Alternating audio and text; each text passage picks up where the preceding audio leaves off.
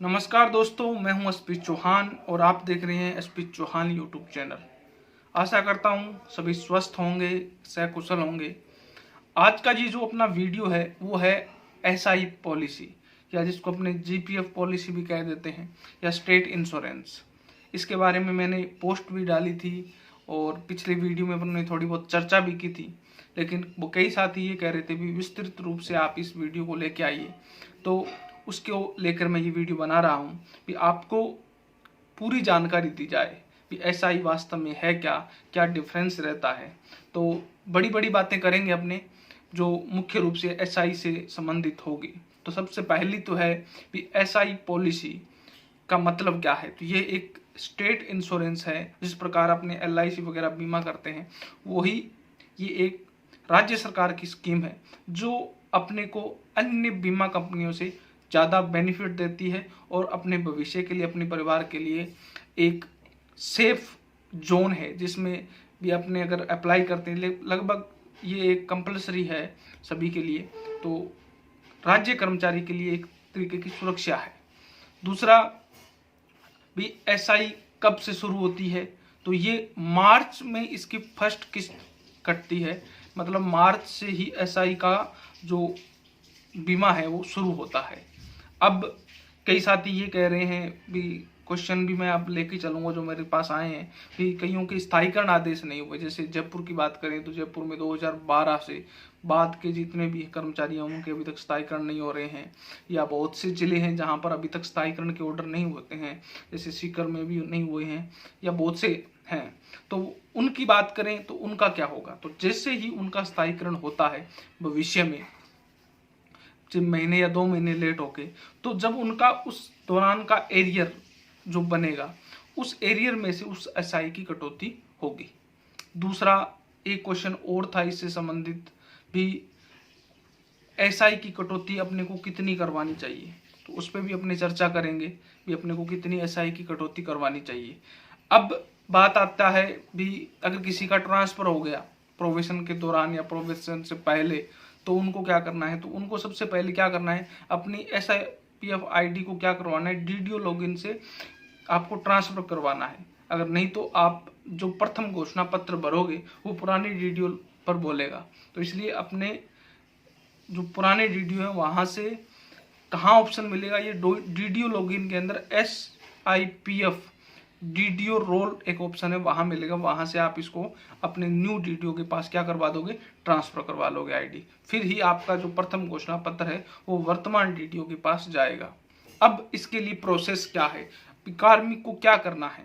तो कार्मिक को सबसे पहले, हाँ एक क्वेश्चन और भी था भी, अगर कोई कार्मिक जिनका वेतन नियमितीकरण तो हो गया है लेकिन अभी तक स्थायीकरण ऑर्डर नहीं हुए हैं, तो उनको क्या करना है। तो वेतन नियमितीकरण ही सबसे महत्वपूर्ण है। अगर आपका वेतन नियमितीकरण हो चुका है तो आप एसआई की कटौती अन्य जिनका स्थायीकरण हो गया है उसी प्रोसेस में करवा सकते हैं, आपको कोई दिक्कत नहीं है। क्योंकि इसके लिए आपका जो बेसिक है वो ही डिपेंड करता है और आपका वेतन नियमितीकरण डिपेंड करता है। तो अगर ये दोनों हो चुके हैं तो आप करवा सकते हो। तो सबसे पहले आपको क्या करना है, अगर आपकी जो बेसिक है वो और आपका जो सर्विस का प्रकार है परमानेंट, ये दोनों आपको अपने डीडीओ लॉगिन से एसपीआईपी कॉर्नर से सही करवाने हैं। अगर उन्होंने नहीं किए हैं तो ये करवाएं पहले काम। तो फिर कार्मिक को अपनी जो एसएसओ आईडी है, जो आपके एम्प्लॉय जैसे आरजेबीपी, आरजेएचएम या आरजेएसजे, जो भी एसएम जिस नाम से भी आपकी आईडी बनी हुई है, उसका जो आपका एसएसओ आईडी है, वहां से एसआईपीएफ स्टेट इंश्योरेंस के कॉर्नर से आपको प्रथम घोषणा प्रपत्र भरना है। भी आपको ये किस लिए भरा जाता है भी, हम एसआई की कटौती करवाना चाहते हैं, वो घोषणा भरनी है।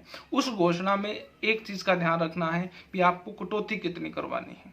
तो कटौती बेसिक सैलरी पे होती है। अगर कोई कार्मिक 22,000 बेसिक सैलरी तक का है तो उसकी जो सैलरी है में से 800 रुपये एसआई के काटे जाते हैं। दूसरा, अगर कोई कार्मिक 28,000, 22,000 एक से लेकर 28,500 तक है तो 1,200 रुपये। फिर 28,500 एक से लेकर 46,500 तक 2200 रुपये कटौती होती है। तो ये ग्रेड 3 जो टीचर हैं उनके लिए है, या सेकंड ग्रेड है उनके लिए है, क्योंकि उनका लगभग बेसिक इतना ही होता है। फर्स्ट ग्रेड का अलग होता है। फिर आपका 46,501 से लेकर 72,000 तक जो है वो कटौती होती है 5,000 रुपये की, सॉरी 3,000 रुपये की, और 72,000 प्लस में कितने की होती है 5,000 की, और उससे मैक्सिमम आप कितना करवा सकते हो 7,000 रुपये। इस स्लैब के अंदर भी जितने आपकी बेसिक है उससे आप 2 स्लैब आगे तक कटौती करवा सकते हैं। जैसे 28,501 से लेकर 46,500 तक कितने हैं 2200 रुपये। तो आप 2200 से एक स्लैब आगे 3,000, उससे एक स्लैब आगे 5,000, तो 5,000 रुपये तक आप कटौती करवा सकते हैं। तो वो आपकी इच्छा है आप कितना करवाना चाहें। और मैक्सिमम कटौती पर बेनिफिट भी मैक्सिमम होता है। इसके बारे में एक बड़ी PDF है जो स्टेट इंश्योरेंस की तरफ से या राजस्थान सरकार की तरफ से जारी है, उसकी PDF मैं आपको टेलीग्राम पे सेंड कर दूंगा।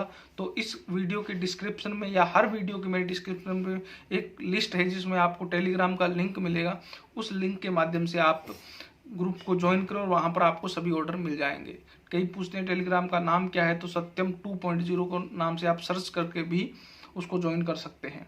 अब प्रथम घोषणा पत्र आपने भरा, फिर आपको क्या करना है, उसको DDO को करना है ट्रांसफर। जैसे ही DDO को ट्रांसफर हो जाएगा तो उसकी आपको 3 से 4 कॉपी हार्ड कॉपी ले लेनी है। वो आपको आगे काम आएगी। कहाँ काम आएगी, DDO से वो जो आपका प्रथम घोषणा पत्र है वो कहाँ ट्रांसफर होगा, SPI ऑफिस। SPI ऑफिस जब ट्रांसफर हो जाएगा, आपकी मार्च की फर्स्ट सैलरी जब कटेगी तो उसमें SI की कटौती होगी, और जब वो मार्च का बिल जाएगा उसके साथ आपको एक कॉपी तो इस हार्ड कॉपी की देनी है, और एक 79 GA 79 जिसमें SI रूल रेगुलेशन होते हैं, या जिसको अपने बोल सकते हैं SI शेड्यूल है, तो उसको आपको उसके साथ बिल के साथ भेजना है। अब जैसे ही आपकी मार्च की सैलरी उठ जाती है, अच्छा मतलब आपके अकाउंट में जैसे ही सैलरी आ जाती है, उसके बाद आपको क्या करना है, GA 55 निकालना है। GA 55 और आपको एक हार्ड कॉपी आपकी उस प्रथम घोषणा पत्र की और बिल की एक कॉपी लेके आपको कहाँ जाना है, या बिल की कॉपी की इतनी ज़्यादा ज़रूरत नहीं है, सिर्फ GA 55 और आपके प्रथम घोषणा पत्र को लेके जाना है, और आपको अपने ज़िले के SIPF ऑफिस जाना है। वहाँ से आपको आपका पॉलिसी नंबर जारी हो जाएगा। उसके बाद आपकी कटौती लगातार होती रहेगी, और SPI के एप्लीकेशन से आप अपनी कटौतियों को भी चेक कर सकते हैं। बाई चांस मिस्टेक से अगर कोई कटौती नहीं होती है, कोई शो नहीं होती है, कटौती होती है, तो आप उसका पता सिर्फ उस एक ऐप से कर सकते हैं। तो ये था वो वीडियो जिसके बारे में अपनों ने चर्चा की भी, आपको क्या क्या काम करने हैं आपकी SI पॉलिसी को लेकर। इसके अलावा बहुत सी जानकारियां हैं कि अगर कम अपने कटौती करवाते हैं, मैक्सिमम कटौती करवाते हैं तो कितना डिफरेंस रहता है, कितना क्या बेनिफिट होता है। तो उस सब के लिए मैं अगर चर्चा करूंगा तो वीडियो बहुत लंबा हो जाएगा। अपनों ने जो चर्चा की उसमें भी इतना टाइम का वीडियो नहीं था, फिर भी इतना लग गया, तो उसके लिए मैं समझ आता हूँ भी ज़्यादा मैक्सिमम टाइम लग रहा है। लेकिन इसके अलावा आप जानकारी उस PDF के माध्यम से आप देख सकते हैं। तो आशा करता हूँ आपके हर सवाल का जवाब आपको मिल गया होगा। फिर मिलते हैं एक नई वीडियो के साथ, तब तक जय हिंद जय भारत।